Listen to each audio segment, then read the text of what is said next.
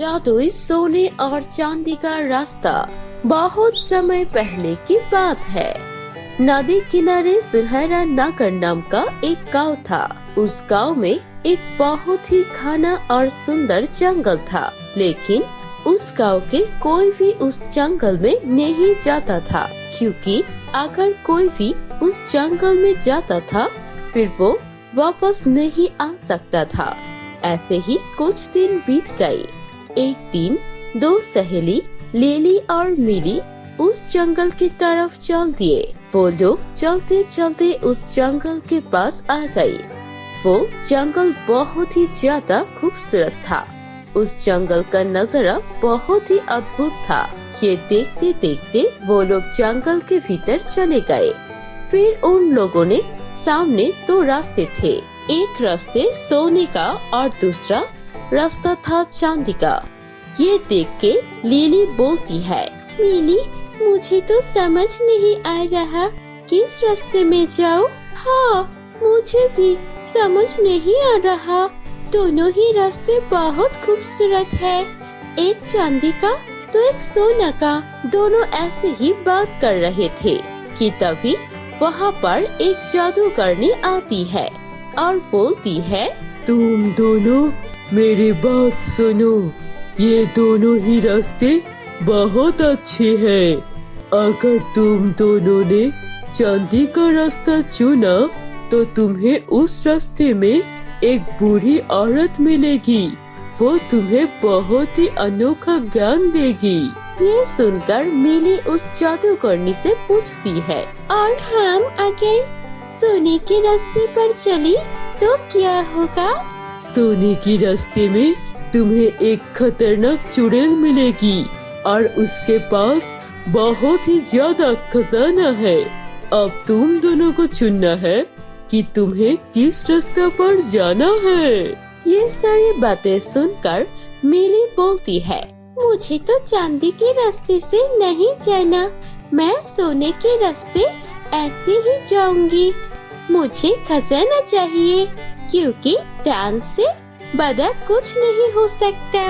और लिली, तुम्हें किस रास्ते पर जाना है? मैं चांदी के रास्ते में जाऊंगी, क्योंकि मेरी माँ ने सिखाया है कि ज्ञान से बड़ा कुछ नहीं। इस दुनिया में ज्ञान ही सब है। मुझे ज्ञान चाहिए। फिर वो दोनों सहेली अपने अपने रास्ते पर चली जाती है। मिली जाती है सोने के रास्ते पर और लिली जाती है चांदी के रास्ते पर। कुछ देर जाने के बाद लिली को एक बूढ़ी औरत मिलती है। वो बूढ़ी औरत लिली को अपने घर का कुछ काम करने को कहती है। लिली वो सारे काम खुशी खुशी करती है। लिली की काम देखकर वो बूढ़ी औरत बहुत खुश होती है और उसे बहुत ही अनोखा ज्ञान देती है। दूसरी तरफ मिली सोने के रास्ते में चलती है। वहाँ उसे एक बहुत ही भयंकर देखने वाली चुड़ैल मिलती है। वो देखने में बहुत ही डरावनी थी। उसकी एक आंखें और एक टांग नहीं थी। ये देख के मिली बहुत चौंक जाती है, लेकिन फिर भी वो चुड़ैल बोलती है, मैं जानती हूँ तुम यहाँ किस लिए आई हो। तुम यहाँ खजाना के लिए आई हो ना? मैं तुम्हें बता सकती हूँ कि खजाना कहाँ है, लेकिन उसके लिए तुम्हें मेरी एक शर्त माननी होगी।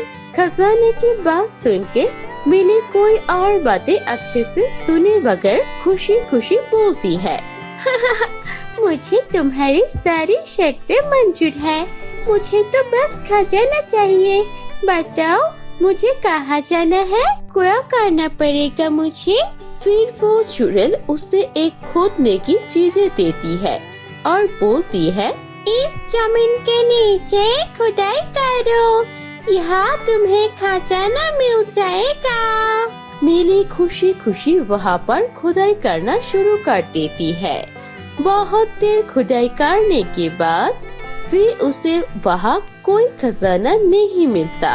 मिली बहुत थक जाती है और चुड़ैल से पूछती है, मैं यहाँ पर बहुत देर खुदाई किया लेकिन कुछ नहीं मिला। ऐसा क्यों? मैं बहुत थक गई हूँ। मैंने तुम्हें झूठ बोला है, यहाँ पर कुछ नहीं है। और अभी तुम्हें मेरे शर्त के मुताबिक तुम्हें मेरी बात माननी होगी और मुझे तुम्हारी एक आंखें और एक टांग देनी पड़ेगी। लेकिन आपने तो ऐसा कुछ नहीं कहा था। मैंने कुछ कहने के पहले ही तुमने मेरी शर्त मंजूर कर ली थी ना? नहीं, ऐसे बंजर जमीन के खुदाई के लिए कोई एक आंखों और पैर क्यों देगा? ये तो सरासर अन्याय है। मैं आपको अपना आँख और पैर नहीं दूंगी, मुझे जाने दो। ये तुम्हें पहले सोचना था ना? मैंने तो पहले ही तुम्हें कहा था, लेकिन तुम लालच में आकर मेरी कोई बात नहीं सुनी। अब तुम कहीं नहीं जा सकते, मुझे तुम्हारा एक आँख और पैर देना ही होगा। फिर मिली रोने लगती है, लेकिन उसे चुड़ैल उसके ऊपर हमला करती है और उसकी एक आँख और एक पैर ले लेती है। और अब मिली एक आँख से आंधी और पैर से लोली हो गई है। तुम बहुत लालची हो, तुम लालच में यहाँ पर आई हो और मेरी बात सुने बगैर खजाना के लालच में हाँ कह दी, इसलिए तुम्हारा ये हाल हुआ है। तुम्हारे इस हालत की जिम्मेदारी तुम खुद हो। अब तुम यहाँ से जा सकते हो। फिर मिली वहाँ से रोती हुई आ जाती है। कुछ देर चलने के बाद वहाँ पर लिली और मिली मिल जाती है, जहाँ से वो दोनों अलग हुए थे। अब जब मिली लिली को देखती है तो उसके चेहरे में अलग ही नूर था। वो देखने में पहले से भी ज्यादा खूबसूरत हो गई थी और लिली जब मिली को देखती तो चौंक जाती है और पूछती है, अरे मिली, तुम्हारी यह क्या हालत हुआ? तुम्हारी एक आँख और पैर कहाँ है? फिर मिली रोते हुए सब कुछ बता देती है। मेरे लालच की वजह से मैं ऐसा हुआ, मेरे देखो कितना बुरा हाल हुआ। इसके बाद और वो दोनों अपने अपने घर चले आते हैं।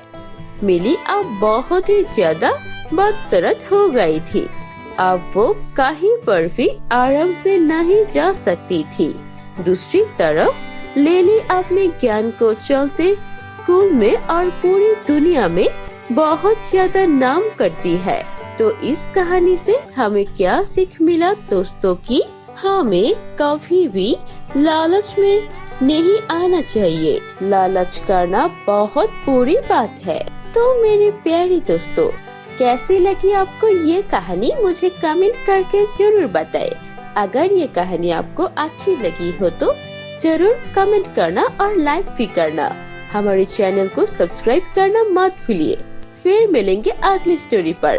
तब तक अपना ध्यान रखना। Bye bye.